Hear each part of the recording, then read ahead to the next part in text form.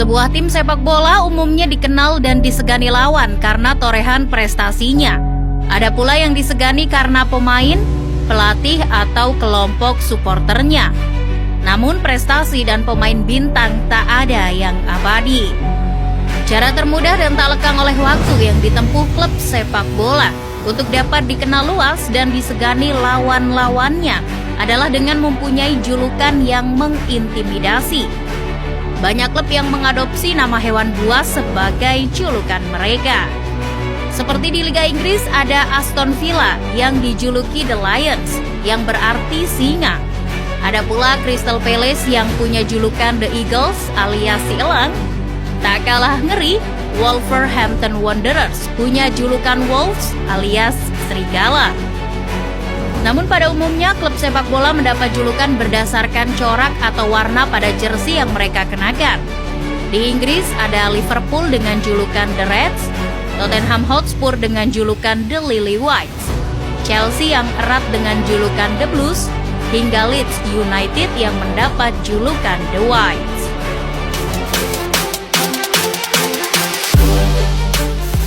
Ada pula Arsenal dan West Ham United yang mendapat julukan berdasarkan logo yang terdapat pada emblem mereka. Arsenal dengan julukan The Gunners dan West Ham dengan julukan The Hammers. Usut punya usut, melekatnya julukan tersebut tak lepas dari sejarah pendirinya. Pendiri Arsenal FC adalah sekelompok pekerja dari pabrik persenjataan Royal Arsenal. Pabrik tersebut memproduksi amunisi, bahan peledak dan senjata, baik senjata ringan hingga artileri. Itulah sebabnya logo meriam terpampang di lambang Arsenal sejak 1888 dan The Gunners jadi julukan mereka hingga sekarang. Sementara itu West Ham United dulu didirikan dengan nama Thames Iron Works Football Club pada 1895 sebagai tim perusahaan bagi pekerja lokal dan Thames Iron Works and Shipbuilding Company sebagai galangan pembuatan kapal yang terkenal pada masa itu. Palu yang terdapat pada emblem klub merupakan simbol dari galangan kapal. Meski sudah tak ada kaitan dengan perusahaan tersebut, julukan The Hammers tetap melekat dan terus populer hingga sekarang. Sejarah serupa juga dimiliki Southampton FC. Klub tersebut didirikan oleh para anggota gereja St. Mary pada 21 November 1885. Karena berasal dari klub gereja itulah yang membuat Southampton punya julukan The Saints, alias orang-orang suci. Nama stadion mereka, St. Mary's Stadium, juga diambil dari asal-usul yang sama. Berikutnya ada rival sekota Liverpool, Everton FC, yang juga punya julukan unik. Semenjak berdiri pada 1878, Everton punya beberapa julukan yang melekat, seperti The Blues, The School of Science, hingga The People's Club. Namun julukan yang paling mapan dan tradisional adalah The Toffees. Toffee sendiri merupakan makanan manis sejenis permen yang terbuat dari gula dan mentega yang dikaramelkan. Toffee punya permukaan yang keras, tetapi dalamnya lunak ketika dikonsumsi. Lalu apa hubungan antara toffee dengan Everton FC? Usut punya usut, ada hubungan erat yang terjalin antara pendukung Everton dengan dua toko permen lokal yang menjual toffee.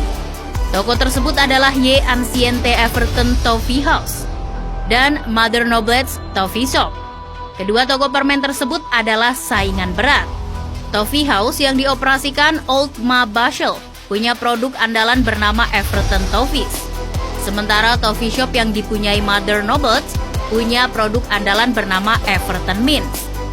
Ketika Everton FC pindah ke Goodison Park, Everton Mints sukses besar, sebab toko tersebut letaknya tak jauh dari stadion.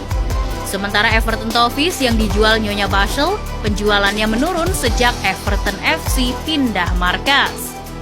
Inovasi pemasaran pun dilakukan. Ia mendapat izin dari petinggi klub untuk menjual produknya kepada penonton di dalam lapangan sebelum pertandingan dimulai. Bersama cucunya, Nyonya Bashel memakai seragam khusus untuk menjajakan Everton Toffees dan sejak saat itu terciptalah budaya Everton Toffee Lady. Kini budaya tersebut masih terjaga. Di setiap laga kandang, klub supporter Everton memilih seorang gadis remaja untuk melakukan tugas terhormat itu. Itulah yang membuat Everton FC sangat lekat dengan julukan The Toffees hingga sekarang. Sejarah julukan yang tak kalah unik juga ditorehkan juara EFL Championship 2020-2021, Norwich City.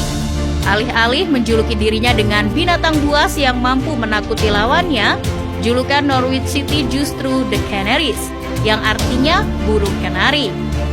Yang membuatnya unik, julukan tersebut ternyata berasal dari sejarah kota Norwich. Pada abad ke-16, Norwich kedatangan pengungsi Protestan dari Belanda dan Spanyol yang mencari suaka politik. Mereka dikenal dengan sebutan The Strangers. Para pengungsi yang mayoritas orang penenun di industri tekstil itu membawa serta burung kenari sebagai hewan peliharaan mereka. Para pengungsi yang jumlahnya mencapai sepertiga dari jumlah populasi penduduk Norwich itu juga mengembangbiakan burung kenari. Sejarah itulah yang menginspirasi nama, warna tim, dan julukan The Canaries yang diresmikan pada 1907, 5 tahun setelah Norwich City terbentuk. Sementara itu, Brentford, klub promosi Premier League yang terkenal akan metode Moneyball-nya, punya julukan yang berasal dari ketidaksengajaan. Julukan The Bees alias si lebah yang melekat kepada mereka awalnya tercipta secara tidak sengaja oleh mahasiswa Borough Road College pada tahun 1890-an ketika mereka menghadiri pertandingan. Pada saat itu para mahasiswa tersebut mendukung pemain Brentford yang bertanding dengan teriakan "Buck up BS". Tak disangka surat kabar lokal salah mengartikan nyanyian tersebut dan justru menuliskannya sebagai "Buck up Bees". Sejak saat itu, julukan tersebut malah terus dipakai dan pihak klub kemudian mengaplikasikan logo lebah pada emblem mereka. Kisah serupa juga dialami Manchester United. Bedanya, julukan yang melekat pada klub tersebut bukan disebabkan oleh ketidaksengajaan, melainkan karena disengaja. Seperti yang kita tahu, MU dikenal dengan julukan The Red Devils alias setan merah. Namun, jauh sebelum itu julukan mereka bisa dibilang sangat tidak mengintimidasi lawan. Ketika MU dilatih oleh Sir Matt Busby pada tahun 1945, ia banyak memasukkan pemain muda dalam skuadnya hingga pernah membuat skuad MU pada saat itu punya rataan usia 22 tahun. Hal itu membuat mereka mendapat julukan The Busby Babes oleh media pada masa itu.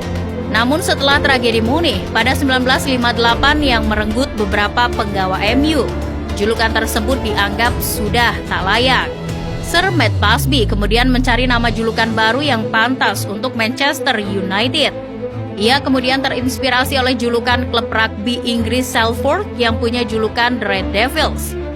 Sir Matt Busby menyukai julukan tersebut dan menilai bahwa kiasan iblis jauh lebih mengintimidasi. Julukan The Red Devils secara resmi digunakan MU sejak periode 1960-an. Manchester United kemudian mulai mengaplikasikan logo iblis pada emblem mereka sejak tahun 1970-an.